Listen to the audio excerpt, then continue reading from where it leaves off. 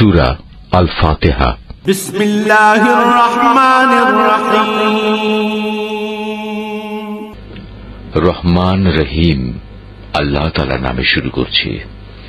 আলহামদুলিল্লাহি রাব্বিল আলামিন আর রহমানির রহিম মালিক ইয়াউমিদ্দিন। সমস্ত প্রশংসা আল্লাহ তাআলার জন্য। তিনি সৃষ্টিকুলের মালিক, তিনি পরম দয়ালু, অতি মেহেরবান, তিনি বিচার দিনের মালিক। ইয়াকা না'বুদু ওয়া ইয়াকা নাস্তাঈন। হে মালিক, আমরা তোমারই বন্দেগী করি এবং তোমারই সাহায্য চাই। ইহদিনাস সিরাতাল মুস্তাকিম সিরাতাল্লাযীনা আন'আমতা আলাইহিম গায়রিল মাগদুবি আলাইহিম ওয়ালাদ-দাল্লিন।